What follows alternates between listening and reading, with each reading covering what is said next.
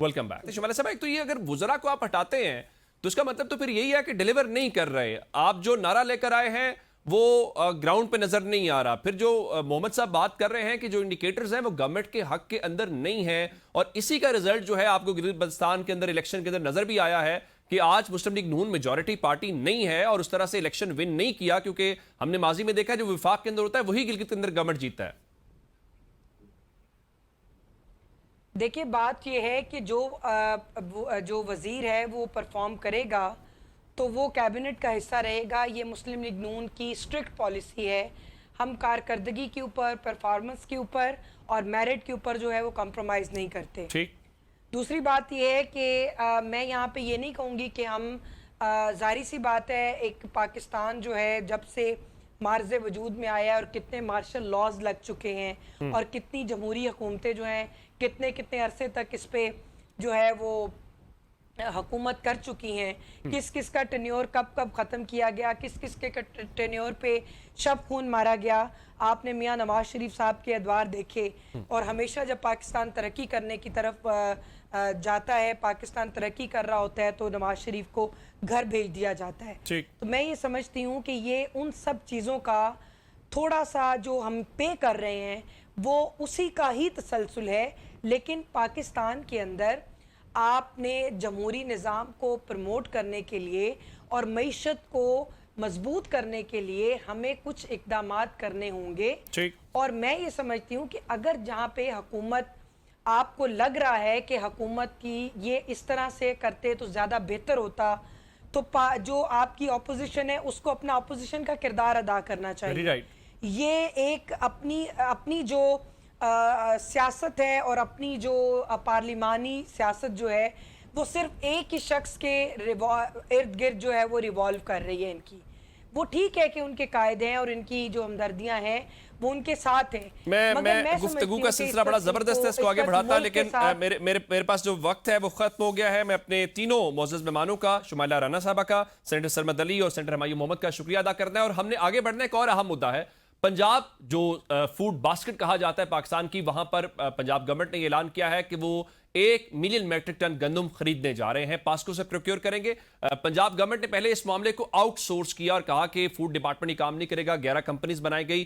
क्या वो 11 कंपनीज गंदम प्रोक्योर नहीं कर पाई, जिसकी वजह से दोबारा गवर्नमेंट जा रही है? अगर प्रोक्योर नहीं कर पाई तो क्या पहले वाली पॉलिसी गलत थी? अब क्या वजूहात बनी है और क्या मार्केट के अंदर वाकई शॉर्टेज पैदा हो गई है? क्योंकि कहा गया था कि हमने पेरा फोर्स बनाई है, अब जो है मार्केट के अंदर सप्लाई डिमांड के अकॉर्डिंगली चीजें चलेंगी, वाफर गंदम है, बहुत सारी ऐसी बातें। सुनिए, इसके ऊपर हमने बात करनी है। आज हमने किसान इत्तेहाद के सदर खालिद खोखर साहब को दावत दी है। खोखर साहब, आपके वक्त का बहुत शुक्रिया। एक तो मुझे ये बताइए कि आज पंजाब गवर्नमेंट ने ये ऐलान किया है कि वो 1 मिलियन मैट्रिक टन गंदम जो है वो पास्को से खरीदने जा रहे हैं।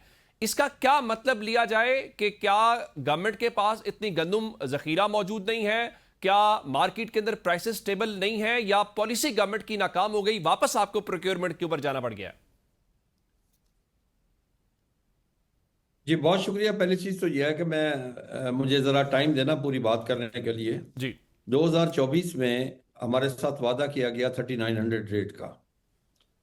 अप्रैल में जब हार्वेस्टिंग शुरू हुई तो उस वक्त हमें कहा गया कि अब आपके डिजिटल के ज़रिए आप अप्लाई करें। लोगों ने अप्लाई किया, आपको बारदाना मिलेगा और उसके बाद ख़रीदारी होगी। वो झूठ साबित हुआ और हमें बाद में कहा हमने डीरेगुलाइज कर दिया है। फिर 30 अप्रैल को इन्होंने 30 अगस्त को इन्होंने एक नोटिफिकेशन कर दिया डीरेगुलाइज करने के बाद कि उसका रेट फिक्स कर दिया मुख्तलिफ अजला में 2600 से लेकर 2700 रुपए तक। 2800 रुपए को काश्तकारों के ऊपर पर्चे दर्ज हुए। और जबकि उसी साल एग्रीकल्चर डिपार्टमेंट पंजाब ने हमारी पैदावारी लागत निकाली हुई थी 3410 रुपए हमारी लागत, जिसमें प्रॉफिट शामिल नहीं था। ठीक। फिर उससे अगला साल आ गया। उससे अगले साल हुकूमत ने ऐलान किया जी कि EWR सिस्टम लेके आए हैं जी, उसके तहत काश्तकार जाएगा स्टोर में गंदम रखेगा और 70% पैसे ले लेगा अपने। जब वो बाद में बेचना चाहेगा तो 30% उसको पेमेंट मिल जाएगी। वो भी सिस्टम ऑन ना हो सका, झूठ साबित हुआ, गलत बयानी। ठीक। इस दफ़ा इन्होंने कहा जी कि हम प्राइवेट एग्रीगेटर लेके आ रहे हैं जी। अच्छा, अब प्राइवेट एग्रीगेटर अगर वो आते तो मार्च के एंड में आके स्टोरों पे बैठ जाते और अप्रैल 1 अप्रैल से खरीदारी शुरू करते। ठीक। हमारी जो मेजर फसल आती है पंजाब की 1 अप्रैल से शुरू होती है और तकरीबन 25 से 30 अप्रैल तक वो एंड हो जाता है उसका। हमने जनूबी पंजाब ने 80% हमने अपनी गंदम बेची 2800 से लेके 3200 रुपए तक। कोई एग्रीगेटर ना आया और ना ही हुकूमत और ने सरकारी मांगा। रेट 3500 था। हमें 160 अरब रुपए का नुक्स 3500 था। ठीक। हमें 160 अरब रुपया असल रेट से कम रेट मिला। ठीक। 23 अप्रैल को रेट बेहतर हो गया, डिमांड बढ़ गई क्योंकि पैदावार में कमी थी। डिमांड बढ़ गई तो रेट चला गया 3500 से 3550 रुपया। फौरी तौर पे हुकूमत के कारिंदे, मैं कारिंदे नहीं कहूंगा, मैं तो बदमाश कहूंगा, अच्छा। फूड डिपार्टमेंट के, वो आ गए, उन्होंने ऐलानात मंडे कोई 3500 से ऊपर खरीद ना करे। अब मैं कानूनी पोजीशन आपको बताऊं, मिनिमम सपोर्ट प्राइस जब हुकूमत अनाउंस करती है उसका मकसद ये होता है कि ये मिनिमम है, अगर इससे रेट कम होगा हुकूमत इंटरवीन करेगी, खरीदारी करेगी, अगर इससे ऊपर रेट चला जाएगा तो फिर मार्केट रेट पे छोड़ दिया जाएगा। ये कानून के मुताबिक मैं बात कर रहा हूँ जी। एक, अगर डीरेगुलराइज करते हैं तो आईएमएफ का जो इनके ऊपर प्रेशर था, डीरेगुलराइज से मुराद ये है कि हुकूमत बिल्कुल इंटरवीन नहीं करेगी, उसको मार्केट ना पे छोड़ दिया बंदी जाए। होगी, ना सुबह बंदी होगी, और ना आटे का रेट तय होगा, ना रोटी का रेट तय हो जाएगा। यानी कि हर लिहाज से हमारे साथ गलत बयानी की गई। इसी तरीके से गन्ने में भी हमारे साथ यही हो रहा है जी।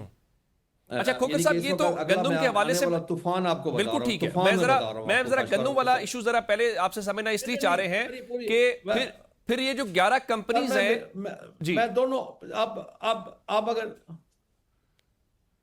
मेरी अर्ज सुने, 11 कंपनीज जब 30 अप्रैल तक वो उन्होंने खरीदारी नहीं की तो गंदम तो चली गई उस वक्त।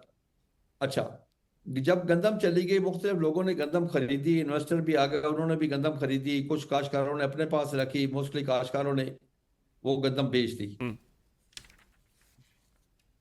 जी जी मेरी आवाज आ रही जी, आ रही है, आपको सुन रहे हैं। अच्छा, मोस्टली काश्तकारों ने वो गंदम बेच दी, कुछ अच्छा कुछ ने रख ली। उसके बाद जब हुकूमत को होश के नाखन लिए कि हमारे पास तो गंदम नहीं है, अब गंदम की शॉर्टेज है, 3 मिलियन टन गंदम शॉर्ट है, हमें बाहर से खरीदनी पड़ेगी। अब हुकूमत ने उसके बाद चार दीवारी का तकद्दुस पामाल किया। मुख्तलिफ लोगों ने जिन्होंने घरों में रखी हुई थी उनसे जबरदस्ती उठाना शुरू कर दी, यानी कि FIR भी शुरू कर दी। यानी कि एक बिल्कुल लाकानूनियत का माहौल है इस वक्त, यानी कि काश्तकार को तहफ़्फ़ुज़ नहीं दिया जा रहा। मैं खोकर साहब सिर्फ अब मैं जानना इसके आपसे ये आपको चाहता हूं, ये नुकसानात भी सारा बताता मुद्दा चलूं जी। क्यों है जिसको आप मिस मैनेजमेंट कह रहे हैं? ये पॉलिसी इंप्लीमेंट ठीक से नहीं हुई जो आपने 11 कंपनीज लेकर आए हैं, या मार्केट के अंदर गंदम कम पैदा हुई है और वो कम पैदा होने की वजह से चूंकि ये सारे का सारा बहरान है? नहीं, शुरू में नहीं, फूड डिपार्टमेंट की नाहली नालायकी कि उन्होंने टाइम पे खरीदारी शुरू नहीं की। उस वक्त गंदम सिंध भी चली गई, बलोचिस्तान भी चली गई, KPK भी चली गई, वहां लोगों ने गंदम वहां भी स्टोर हुई, पंजाब में लोगों ने गंदम स्टोर की। सर मुझे आप एक चीज बताएं, ये तनख्वाहें किस बात की लेते हैं? ठंडी गाड़ियां इनके पास है, ठंडे कमरे इनके पास है। अच्छा, ये बैंकों से उनकी डील क्यों नहीं करवा सके, क्यों नहीं हो सकी, मामला तय क्यों नहीं हो सके? बर वक्त खरीदारी का टाइम मुकर्रर जो था उस पर खरीदारी इन्होंने क्यों नहीं करवाई, जो टाइम है खरीदारी का? हमेशा जब पहले फूड डिपार्टमेंट या पास्को परचेज करता था वो मार्च एंड में आके चूना चूना करके वहां पे बैठ जाते थे, ठीक, और 1 अप्रैल से बारदाना देना शुरू करते थे। इन्होंने तो वो काम किया ही नहीं। अच्छा, आखिर में ये बताइए खोकर साहब के अब आने वाले दिनों का फिर मंजरनामा क्या है? मार्केट के अंदर आटे की कीमतों में हम देख रहे हैं कि उसमें इजाफा हो रहा है। गवर्नमेंट यही कह रही है कि हम स्टेबल करना चाहते हैं। जब आप 1 मिलियन टन लेने जा रहे हैं पास्को से, आने वाले दिनों के अंदर मार्केट के अंदर कीमतें बढ़ेगी, स्टेबल हो जाएंगी? पहले चीज है, इस पे एक कमीशन बनना चाहिए, इसकी इंक्वायरी होनी चाहिए कि कौन कौन जिम्मेदार है, उनके खिलाफ कार्रवाई होनी चाहिए। और मैं आने वाले तूफान के बारे में आपको बता रहा था कि इन्होंने गन्ने को डीरेगुलाइज किया, लेकिन उसके बाद अब ये कंट्रोल करके बैठे हुए हैं। अगले साल 25% गन्ना ज्यादा काश्त हो गया है। आपके पास टोटल जो इस दफा चीनी थी वो सीजन एंड के 7.9 मिलियन टन थी। आपकी टोटल कंजम्पशन है 6.6 मिलियन टन, 13 लाख टन आपके पास फालतू है। 25% अगर गन्ना, अगर फिर काश्तकार का मौशी कत्ल तैयार है। ठीक, अगर ये चीनी एक्सपोर्ट नहीं करते तो ये शुगर मिलने वाले काश्तकार को पैसे नहीं देंगे। ठीक, वो बड़े तकड़े लोग हैं। बिल्कुल ठीक है ना जी। उसमें भी काश्तकार मरेगा, गंदम में भी काश्तकार मर गया। गंदम में पिछले 2 साल में 2200 अरब रुपया काश्तकार को असल रेट से कम मिला, और इसका इंपैक्ट बाकी फसलों पे आया।